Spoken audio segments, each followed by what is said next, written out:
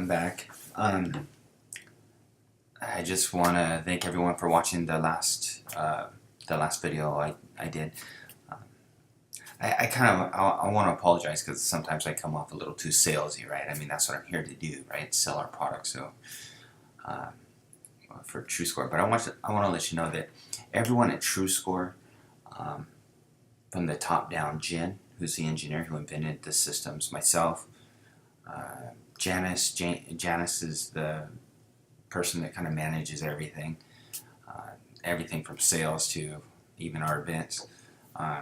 James, who's our tech support, and he's in the back, he fixes the transmitters. All of us, we're all black belts. We've all competed.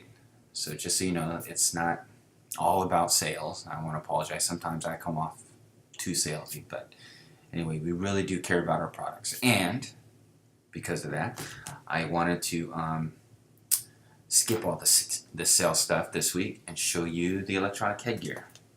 There was two types. First type was this one. Looks like a regular headgear. It's pretty light. We put these circles on it so you feel better about paying more money for it. On the inside, ooh, I don't know if you can see it. There we go. Right in there is where you put the transmitter, and then after it's the same deal. You just plug it right in over there, and then from there, just close it, and you're ready to go. We used this particular model at the U.S. Open. We did good, and at the Swedish Open as well.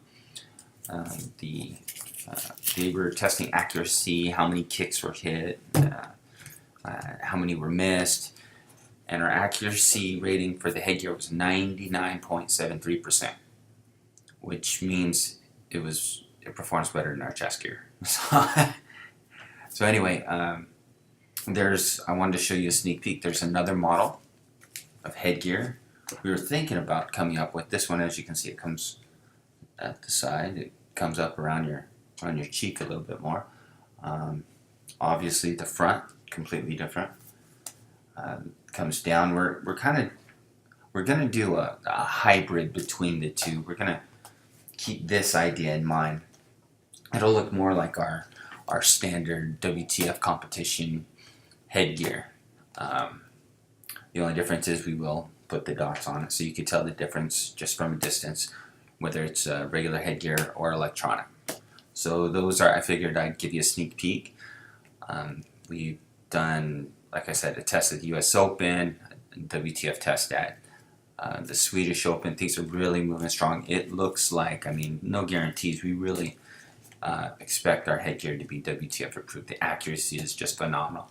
And a lot of people, you know, you hear them all the time, right? They say, oh, what about a kick here? And WTF rules say that if you touch it, it's a point. And they're right, it is. But at the end of the day, we fully expect that once we have WTF approval, we'll finally be able to get a little bit more head contact back. As an athlete, I don't consider that a point.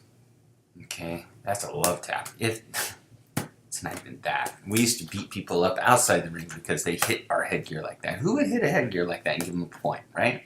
Anyway, that's my personal opinion. But anyway, so the headgear's coming. We fully anticipate that once we get approval, that the WTF will come in and, you know, they'll set a certain threshold, whatever that threshold is. Some people don't know this, but you can separate the difference between a headgear threshold and a chest gear threshold, for those that don't know. So you don't have to hit the headgear as hard as the chest gear. People would be dying out there. This is just, I mean, we put it, for example, for those that have our electronic chest gear system, we put the headgear hit level at around a 10, which is almost nothing. But like I said, when it's approved, we can adjust the headgear, the threshold on the headgear levels, so we can actually see some more content, which I think is good. Not taking someone's head off, but just something a little more than, you know, the flicks that we all love so much. Anyway, there was another kind of controversy at the U.S. Open, and not controversy. Some people were talking about it, which is ridiculous. No one should have to worry about this, but I'm here to help. So I'm going to explain this to you. This is our newest chest gear model, brand new in the package and everything. As you can see right here, we have the 3 dots, and we just put it there because, like the gray foot gear, it just, I don't know, it looks better, right? There's no difference between that and our old chest gear. Oh, right here, without the dots, with the dots, without the dots. Same wires. They're the exact same wires. I'm not going to name names, but an official came up and said you have to pair up the old chest gear without the dots to other old chest gear without the dots, and the new chest gear with the dots, because there's a performance issue. Now, let me tell you, that is ridiculous that someone would say that, because I'm in the factory, I see them, they're built the same. They are. And for someone to tell the manufacturer that he doesn't know what's in his own chest gear, that's ridiculous. That upset me anyway. I thought I'd get that off my chest. So, they perform the same. They're the same wire, same manufacturing. Now, granted, chest gears, they break from time to time. I mean, shoot, you put those things on, you pound on each other. The wires inside are, they're not as big as coax. They're about as big as your shoelace, but they're as strong as coax wire. That's basically what it is. So they're robust, but over time, any wire, if you're gonna hold your chest gear out and then just slam it, it's gonna break. So, and we have warranties for that. So they do break over time, but they're built the same, all of them, same wire. We've had the same manufacturer for a very long time. So I just thought I'd let everyone know that. And one other thing, what started a lot of people, where I noticed on Facebook, like Coach's Edge and USAT Edge and everything like that, I see there's a lot of controversy on what happened at the US Open as far as one of the players, I'm not going to get into names, but one of the countries there came in and there was a foot gear that was altered.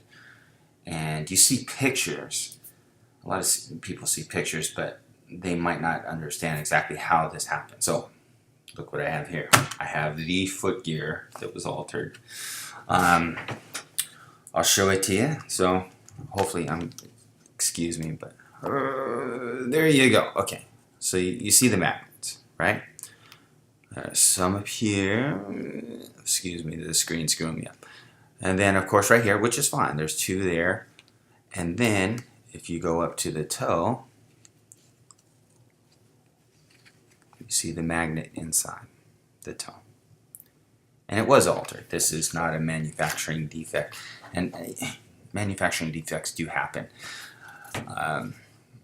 So we wanted to make sure that that this was actually altered by the player or team or coach or whoever. We don't know. We don't care. We're just, the referee who was there, whom I know, she was really good. She found it. Good job. Barbara from Canada, she did great. So she found it, and she just reported it. She wasn't in charge of making a decision or anything. But she reported it, and let me show you how it was altered. So, there you go. Right, you could see it right, what was it? Right there, underneath, it was cut. You see how it's cut? And then they put a magnet in. Obviously not a manufacturing defect. It was physically altered. As I showed you, you could see the cut. So, our referees have these now. A lot of referees have these. In the future, you won't be able to get away with this. Just like, Barbara, she did a great job of finding that and reporting it. Anyway, that's it. Thank you for allowing me to show you our equipment. I had a great time. If you have any questions, or want me to answer anything else for you, just email me, kevin@truescore.com. Thanks.